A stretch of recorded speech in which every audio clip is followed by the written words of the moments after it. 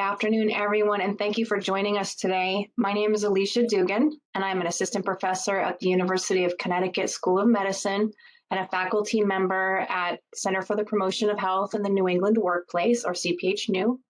And I'm pleased to have been invited here today to host this presentation and introduce our speaker for CPH-NEW's quarterly webinar series on trends in total worker health. And if you're interested in knowing more about CPH-NEW or total worker health, please be sure to visit our site at www.uml.edu/CPH-NEW. CPH-NEW is one of 10 centers of excellence for total worker health, and our center is jointly located at the University of Connecticut and the University of Massachusetts Lowell. I'm happy to introduce our speaker today, Dr. Rebecca Guerin. She is Chief of Social Science and Translation Research Branch, the Division of Science Integration at NIOSH. And Dr. Guerin also leads the NIOSH Implementation Translation Research Program and conducts her own implementation science studies. We want to welcome you, Dr. Guerin, and I'm going to turn the floor over to you now. I'm going to stop sharing my screen, and hopefully you'll be able to share yours. It's a very delicate balance. Everyone see my slides now? Okay, great. So hopefully we'll have more time to talk about what's in the chat later in the poll. But in the interest of time, I'm going to go ahead and get started. So thank you very much, Alicia. Thank you, Jen and Kate and everyone for this invitation today. I'm so excited to be here to talk about an area of science that I'm absolutely passionate about. And hopefully some of that will come out in my talk. So I'm just going to go ahead and launch in here. Advance these slides. Okay, so this is just a very brief overview of my presentation. I'll talk a little bit about implementation science, what it is and why it matters to occupational safety and health and total worker health. Then I'll talk about implementation science efforts at NIOSH, what we're calling research for impact. Then we'll talk about implementation science in plain language, and I'll go over some key concepts and terms. Then I'll show you, hopefully have some time to show you how I'm applying implementation science to my research in young worker safety and health, and hopefully we'll have time for a lot of questions and comments at the end. But first, I'd really like to gauge your level of experience or knowledge or understanding of implementation science research. So I'm going to turn it over to Kate right now for the poll. But what I would like to know is if you could just indicate in the poll if you're a novice in this area, if you're an advanced beginner, if you have intermediate skills, or if you consider yourself an advanced implementation science researcher and or practitioner.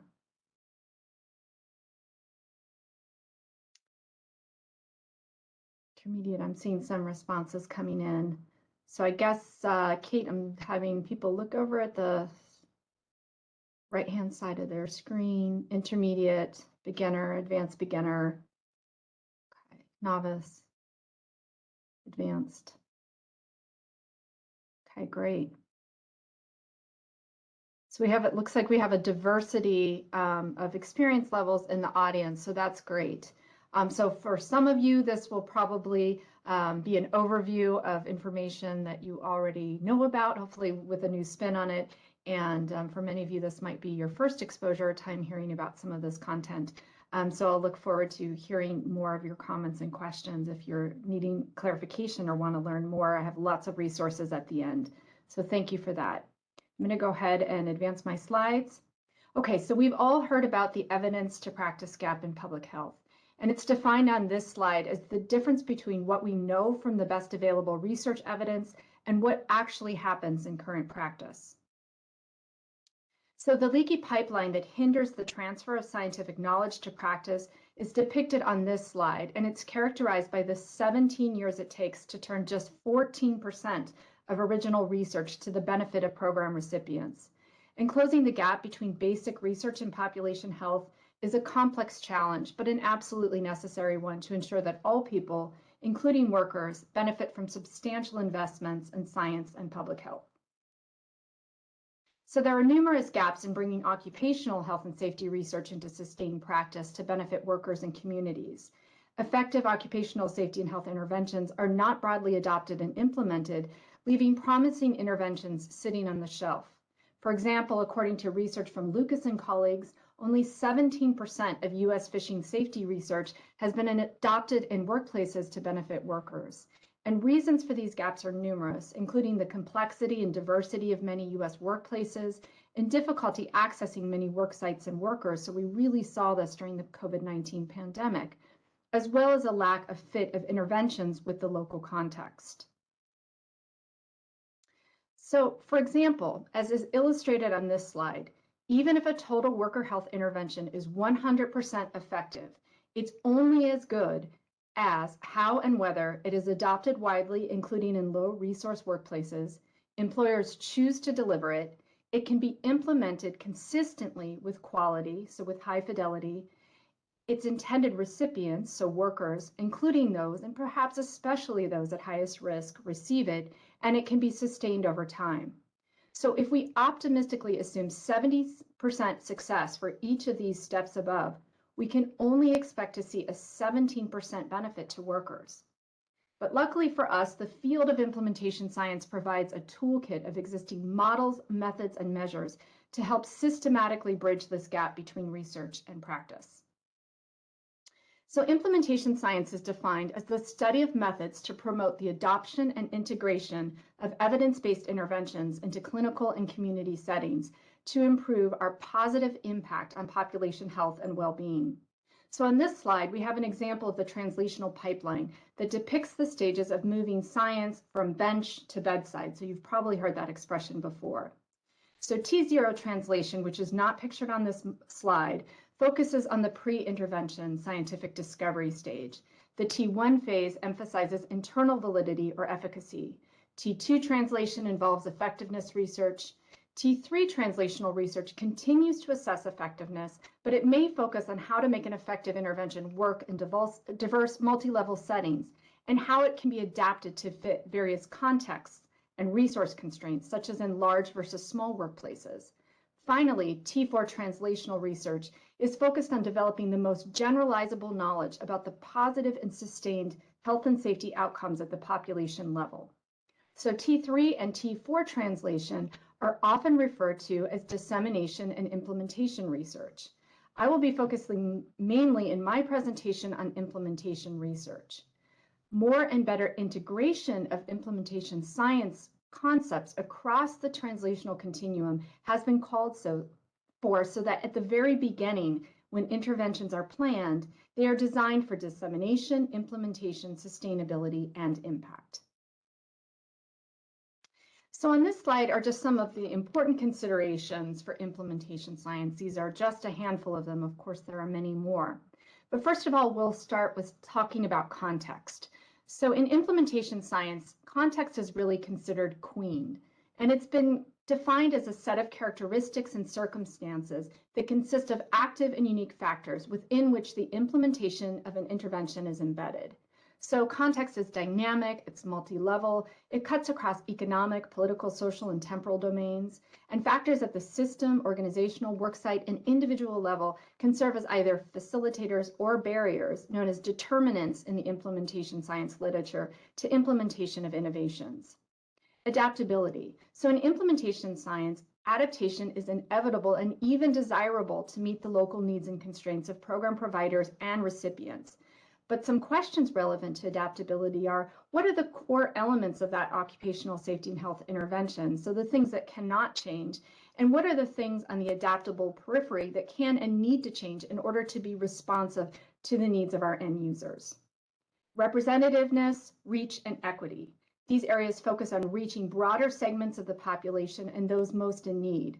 So some questions relevant to this are, of the eligible workers, who participated? And perhaps more importantly, who didn't participate and why?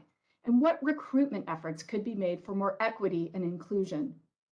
Does the intervention advance and support occupational health equity?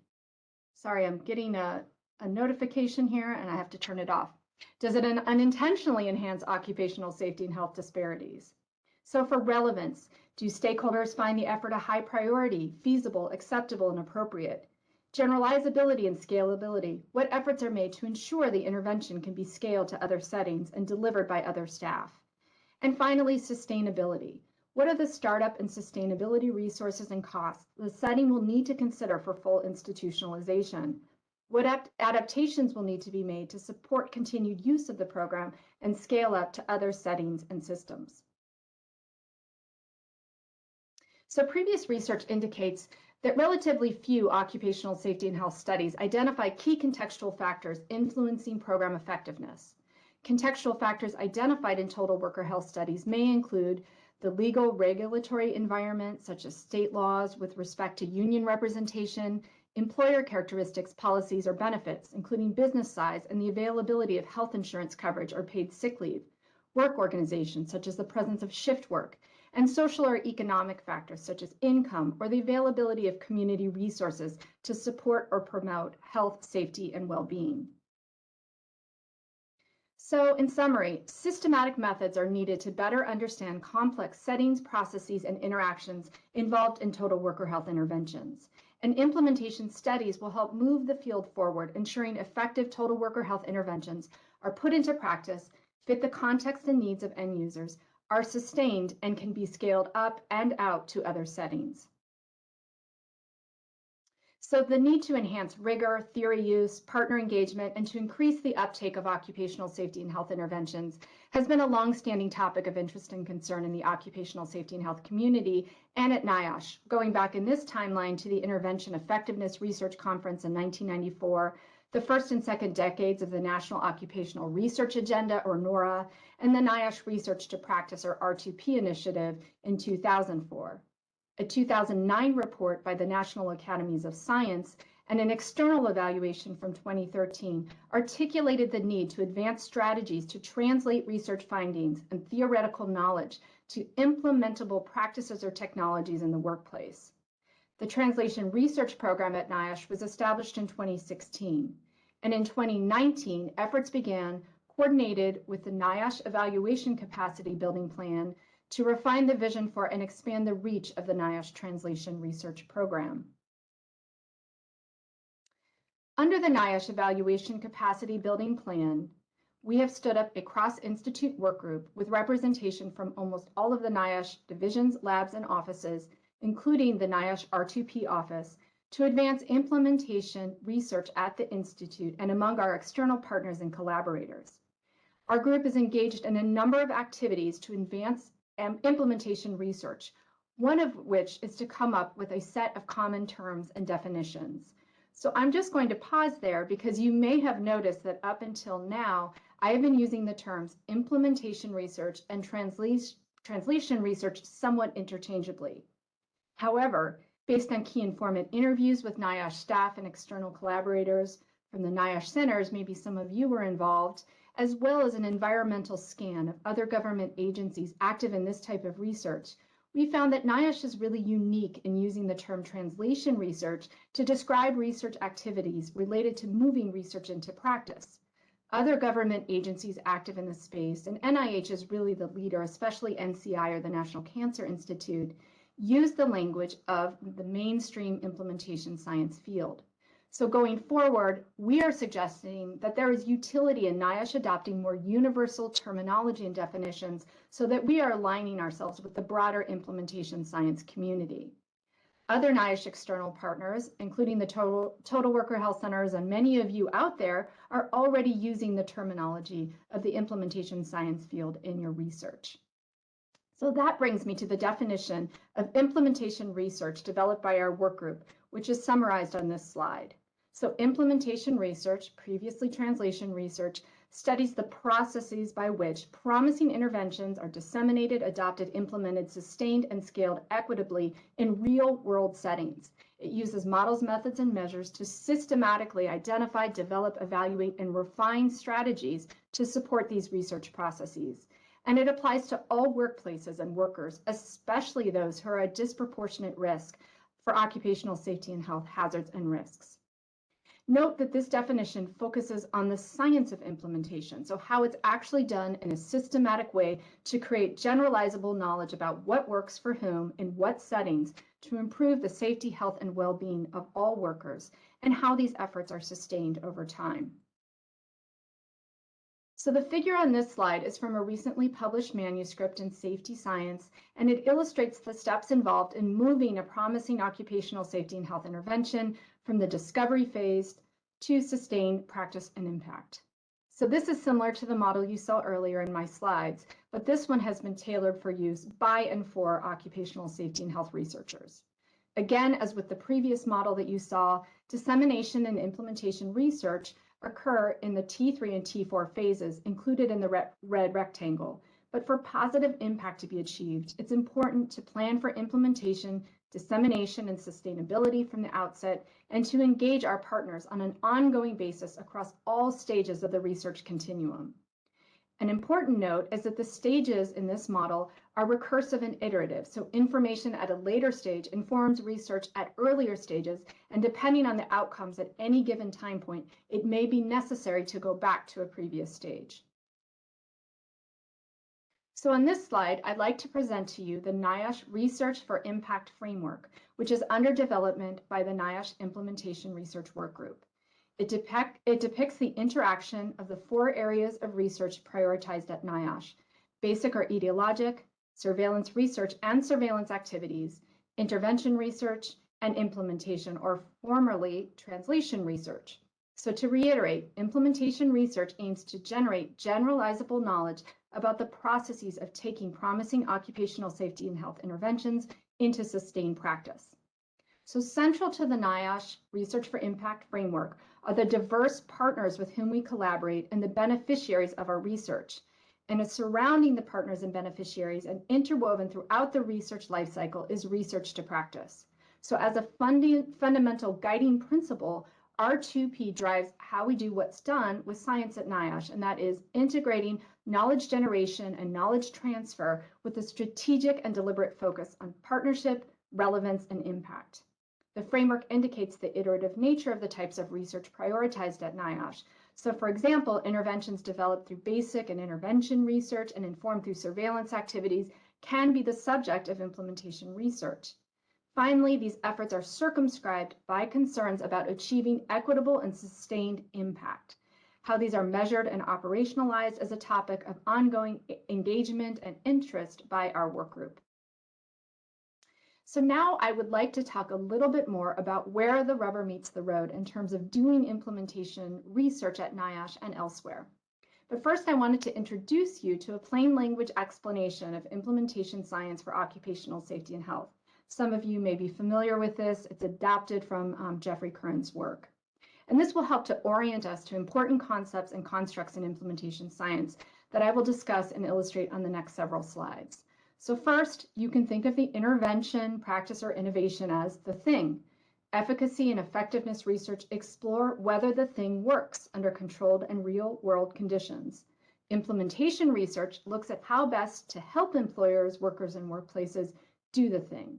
Implementation strategies are the stuff researchers do to help employers, workers, and workplaces do the thing. And finally, implementation outcomes are how well employers, workers, and workplaces do the thing. So what do we mean in particular or specifically by an intervention, or in Curran's conceptualization, what is the thing that we're talking about? So Brown and colleagues have conceived of evidence-based interventions in public health being broadly defined as the 7 Ps, which our work group has adapted, swapping out pills in Brown's model for people and partnerships, and including PPE with the products and adding the problem definition. So general considerations of the 10 Ps for NIOSH include the diversity of evidence in Ps at NIOSH and in public health. The Ps interact with each other and are developed in a nonlinear manner. So for example, in this model, a regulation could be an impetus for a NIOSH practice, procedure, or program, or it could be the result of one of these. Evidence development in the context of occupational safety and health evolves over time, so it's challenging to determine what was the first discovery of the relevant evidence. Evidence might emerge from various fields to inform a solution. Multidisciplinary contributions to problem solving in occupational safety and health is very common. As we all know, we all do team science in our field. And finally, political, societal, and regulatory context is important in shaping what is being addressed and how. So now we'll talk a little bit about how best to do the thing, that is conducting implementation research by employing implementation's theories, models, and frameworks. So the terms theory, model, and framework are used somewhat interchangeably in the implementation science literature. They have some nuances and distinct meanings, but for the purposes of this presentation, we'll talk about them together. So theories, models, and frameworks, also referred to as TMFs, describe tools to plan, evaluate, or understand barriers and facilitators, those determinants, to implementation processes of interventions. They provide tools to help researchers on the front end to plan, organize, and understand implementation phenomena, and on the back end to understand why and how implementation strategies either succeed or fail. And they have a lot of common elements, and we'll talk a little bit about those on the next slide. So as you can see, out there in the world, there is a wealth of implementation science theories, models, and frameworks. More than 150 have been thus far identified in the literature. On this slide, I just have some examples. So diffusion of innovations, everyone is probably familiar with that theory. We have the EPIS framework, exploration, preparation, and implementation and sustainment. We have a newer health equity framework, as well as the CFR, the Consolidated Framework for Implementation Research. These are just several examples of the more than 150 that are out there. But despite this proliferation, they have many common elements, including that many are multi-phase, they're multi-level, they focus on partner and recipient engagement, they focus on health equity, among other common elements. So now I'd like to shift to talking to you briefly about one of the frameworks and its contextually expanded version, which I'll show you on the next slide, that I use most commonly in my research. It's also one of the most widely used implementation science theories, models, and frameworks in public health, and that is REAIM, the Reach, Effectiveness, Adoption, Implementation, and Maintenance Framework. So REAIM facilitates the translation of research to practice by helping to identify all the pieces to the puzzle involved in this process. REAIM balances internal and external validity so that the results are empirically rigorous and practically meaningful as well. REAIM emphasizes representativeness and issues related to access, and equity is addressed across all levels of the framework. REAIM allows researchers to address multi-level factors affecting implementation at the individual and organizational levels. And this is why I use this framework. I find it very easy to use, very pragmatic, and that multi-level focus is really helpful for the type of research I do, and I imagine for many of you out there working in these multi-level environments. So what is PRISM? So PRISM is not a new model, but it's a contextually expanded version of the REAIM model. So the PRISM contextual domains include multi-level considerations for the characteristics of the intervention, including the perspectives of partners and end users at both the individual worker level and at the organizational or setting level, which includes employers, managers, and supervisors. The characteristics of diverse intervention recipients, the implementation and sustainability infrastructure, and the external environment, which includes things such as policies, regulations, financial incentives and disincentives, historical factors, and endogenous shocks such as global pandemics. The implementation and sustainability infrastructure is one of the most important and unique domains of the model. This includes the resources necessary for initial and ongoing program implementation. So we would expect that the implementation and sustainability infrastructure will change dynamically over time, and it needs to be evaluated on an ongoing basis. So in summary, at the most basic level, PRISM helps us to identify and describe multi-level contextual predictors of the REAIM outcomes and make connections between context and critical outcomes of reach, effectiveness, adoption, implementation, and maintenance. Cutting across all of the five PRISM, or all of the five REAIM domains, I should say, are equity concerns related to the representativeness of those who participate or benefit from evidence-based programs. And PRISM is really a multi-use framework. It can be used at different stages of implementation, including in planning, iteratively to guide implementation and adaptations, to implementation strategies, and to evaluate program implementation and success. And that's how I'm currently using this model in my research, and I'll show you a little bit of an example, an applied example of how we're doing that. But first, I wanted to know from all of you, if you could just place in the chat, what are some of the implementation science theories, models, and frameworks you have used, you are using, or you might like to use in your future total worker health research? If you could just include your answers in the chat, that would be great. So I see EPIS, CFR on my slide, some other ones, REAIM and CFR.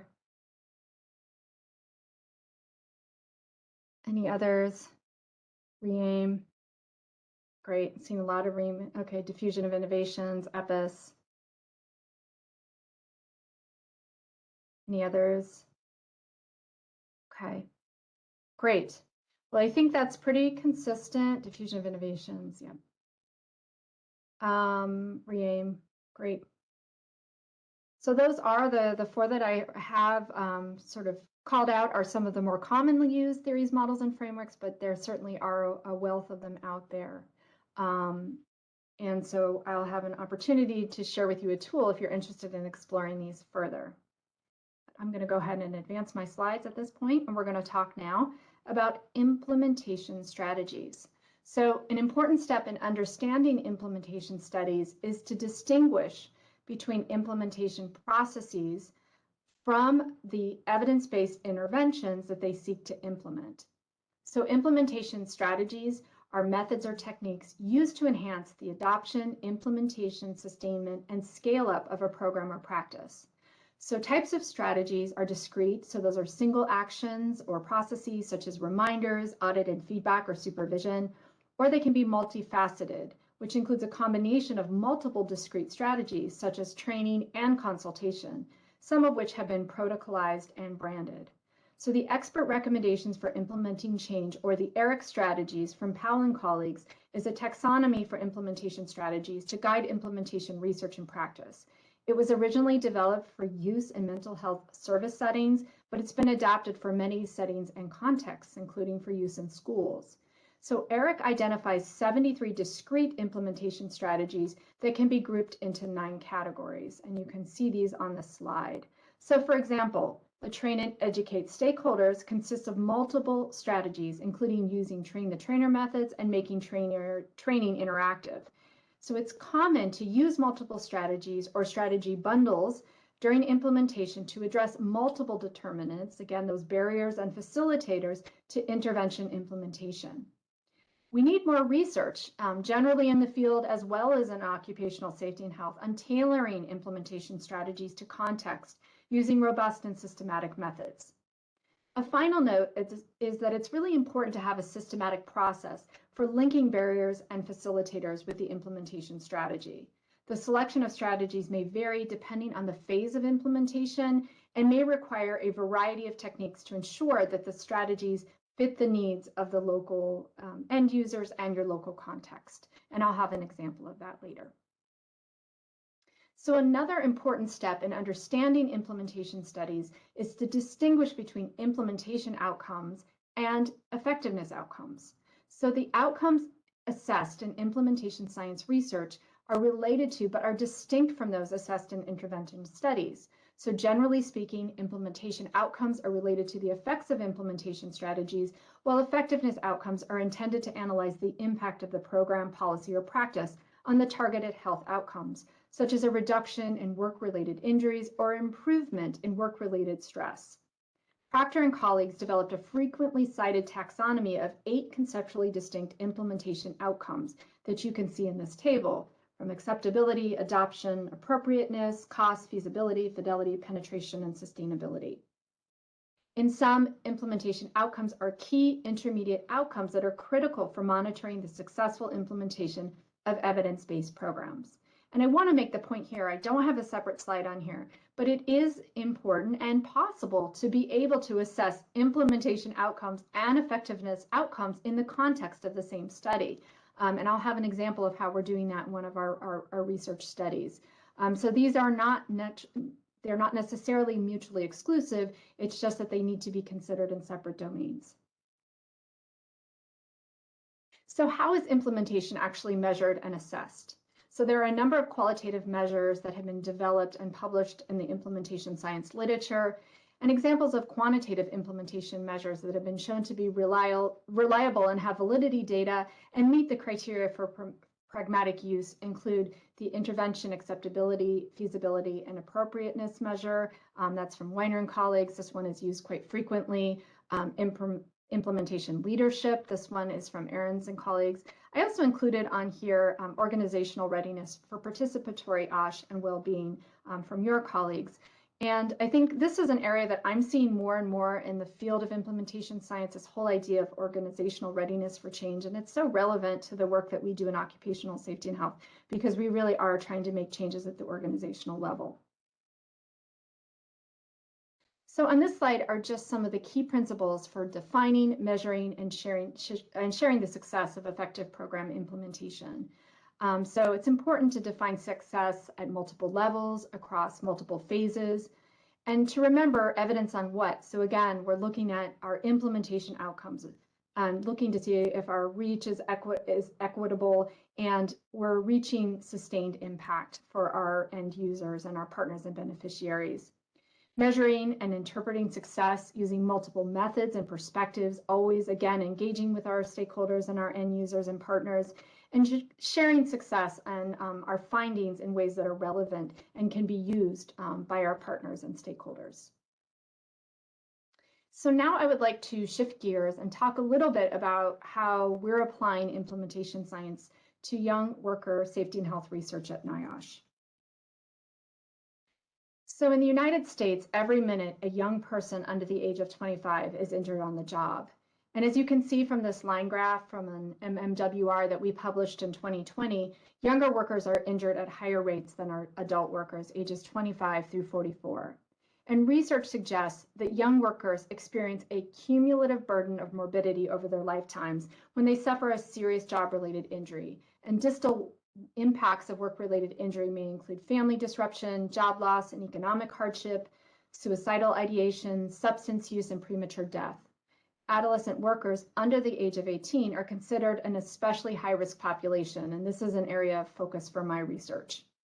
The economic and social burden of young worker injuries is also substantial and difficult to quantify.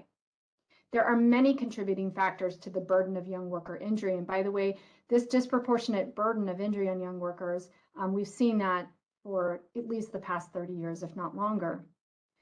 So there are these factors include certainly their age, their inexperience, their newness to the job, their clustering in jobs that have a lot of hazards and high hazard areas, including in the services and food service, but also a lack of quality safety and health training has been implicated. And because a lack of quality safety and health training contributes to work-related injuries among younger workers, researchers and policymakers have called for the integration of occupational safety and health training in schools so that adolescents are educated early in life before they enter the labor market on their workplace rights and responsibilities. We say that this is the missing life skill that all young people should learn about workplace safety and health, because everybody's going to work sometime in their life. Employers are responsible for providing job-specific training, but schools may be a primary venue for preparing youth with foundational workplace safety and health knowledge and skills.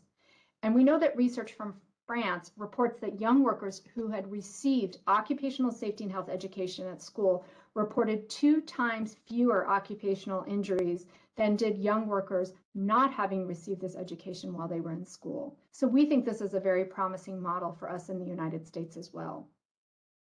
So to address the occupational safety and health burden and need established in the previous slides, the interventions or the things that we've developed at NIOSH with many partners include a tailored OSHA 10-hour general industry training for younger workers, which combines elements of the previously developed NIOSH Youth at Work Talking Safety curriculum.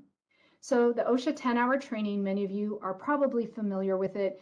If not all of you, it's the industry standard work safety training. It's used across the country in career and technical education courses at the secondary high school level. It teaches general occupational safety and health knowledge, including ladder and chemical safety and regulations, but the content level is not interactive, nor is it appropriate for younger learners. It can be delivered only by trained, authorized OSHA instructors, and there is evidence of effectiveness of the OSHA 10, but its implementation and sustainability in real-world context is not well understood to date. So shifting over to the NIOSH Youth at Work Talking Safety curriculum, it's based on a collaboration with many NIOSH partners over many years. It's free, fun, interactive. It's intended for middle and high school students. It has 6 45-minute lessons, and it teaches core competencies in occupational safety and health that include the ability to understand short and long-term effects of job injuries and illnesses, to identify job hazards and control methods, to understand worker rights and responsibilities, and to communicate about safety problems on the job. It's customized for all U.S. states and territories, and there is evidence of effectiveness. So just stepping back, I just want to make the statement that a key part of implementation science research is making the case that the evidence exists and that it applies in the context where there is a problem that needs to be addressed.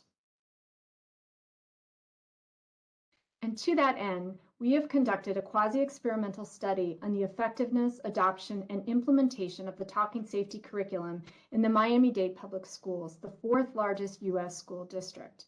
Our study included 8th grade science students and teachers in the district, as well as numerous other partners, including the American Federation of Teachers and OSHA. On this slide are just a few examples of what we learned applying the REAIM framework to our 5-year Miami-Dade study. So for example, it was really difficult, we found, to calculate the overall reach of the program for students. We know anecdotally that many more were reached who were not actually enrolled in our study. We saw substantial gains in our effectiveness outcomes, and you can see that on this slide, especially the gains in knowledge as it relates to occupational safety and health. However, the gains were uneven, accruing mainly to students in schools with fewer than 75% of students receiving free and reduced price lunch. So we need to consider in the future who our program is working for and how we can make our outcomes more equitable. We found that about 30% of eligible 8th grade science teachers adopted the curriculum, and they were in 46 schools, so that represented about 40% of the eligible schools across all of the 9 sub-districts within the district. Miami-Dade County is just an enormous district. And the district determined the best fit. So that was really important to internal buy-in. It was really they who decided where it needed to go in their curriculum. And having champions was really critical to the adoption of the program. Miami-Dade County requested our program because of the high number of injuries that they were seeing from recent graduates of the high schools employed by the county.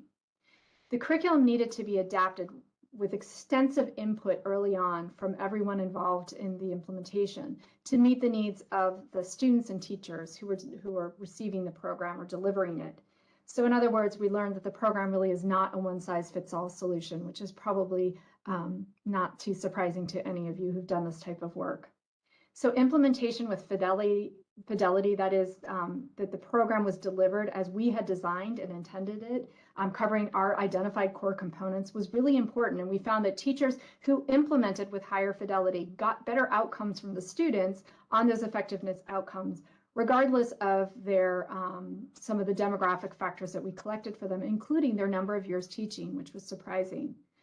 Talking safety is free, so it's a low-cost solution, but there are opportunity costs to providing this training and not something else in the schools. And we know that our teachers, especially right now, are just overtaxed with the amount of content that they have to cover in a school year.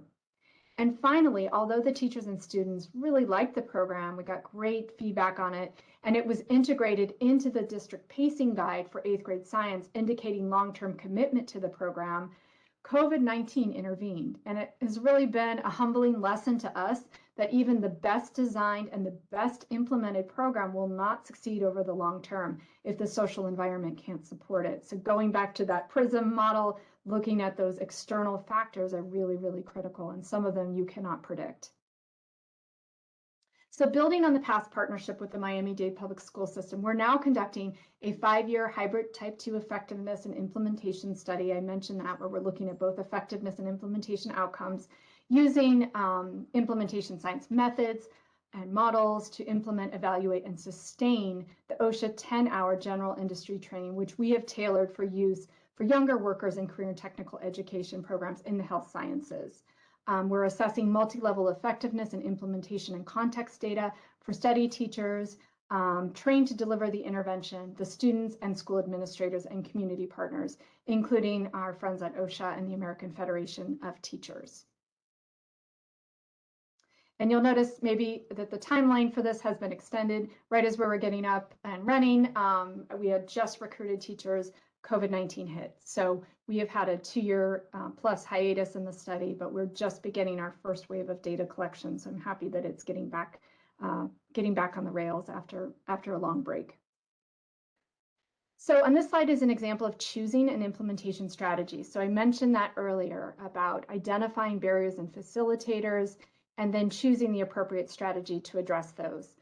So just really quickly here, we knew, as I had mentioned, that in order to deliver the OSHA 10-hour training and in order for students to be able to earn that OSHA 10 card, which is something that is highly valued by employers and something that they can put into their portfolios, that the teachers needed to become OSHA authorized instructors, and that was no easy feat. It's a lot of training, and you have to also be trained by an authorized instructor. So that provided a challenge, but we knew it was something we had to overcome in order for this intervention to work in the first place.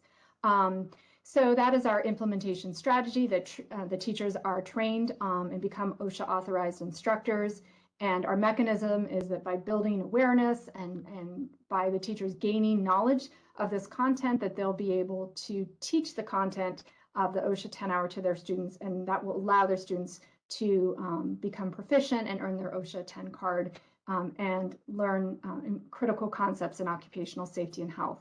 In terms of our implementation outcomes, we're looking at feasibility, acceptability, appropriateness, adoption, and fidelity, and we're measuring our outcomes, these outcomes, as well as effectiveness outcomes using multiple methods. And that's another important idea when you think about implementation science research. It's almost always multiple method or multi-method or mixed methods are involved in them. Okay. So we're almost done here, and I'm really looking forward to taking your questions. But just really briefly on this slide is an illustration of how we're using PRISM, so the PRISM model that you saw earlier, to systematically plan, guide implementation, and evaluate the success of our program implementation overall in our study. And so to that end, we developed an extensive database to ensure that all of the PRISM concepts are covered. And so this was something that was really that I was really interested in knowing is, are we covering all of the important areas at all multiple levels of stakeholders that we need to be covering? And using PRISM really helped us kind of do that gap analysis and make sure that we were collecting all of the relevant data that we needed. And it's also this database that we created is going to help us organize and interpret our findings. We're also capturing adaptations to our program via a web-based application to investigate the effects on program delivery and outcomes. So as I mentioned, adaptations are critical, and we need those to be able to make our programs fit our local context, but it's also important to track what adaptations, what's changing, and how is it changing, and how is that affecting our outcomes, both effectiveness and implementation outcomes. So we organized, just to give you a sense, about 591 individual items in our database, and we aligned them to the various PRISM constructs. And we found that all of our constructs were covered, but the most items were associated with recipient characteristics. So we had about 315 items that aligned with that area. So for example, in recipient characteristics, we're looking at things like teachers' self-efficacy and confidence to teach the OSHA 10-hour content to their students after they've been trained to become OSHA authorized instructors.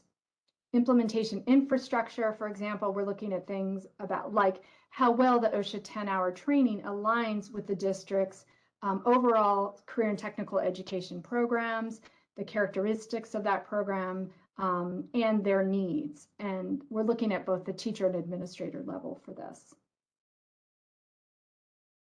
So I wanted to just provide a final thought to wrap this up, and that is that the field of implementation science provides a ready-made toolkit of theories, models, frameworks, methods, and measures to help bridge the gap between total worker health research and sustained practice to improve the safety, health, and well-being of all workers, whether they are current workers or, in my case, future workers.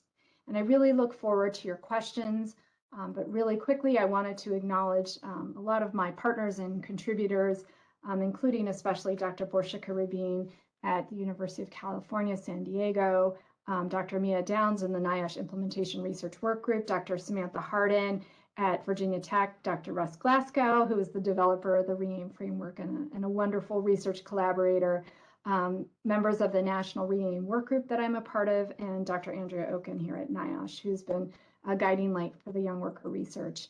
And just some additional resources. I believe these will be made available to you, but that this is a primer that we developed and published earlier this year that covers a lot of the concepts that I covered quickly in my talk today, goes into depth and provides a lot of additional resources for your information.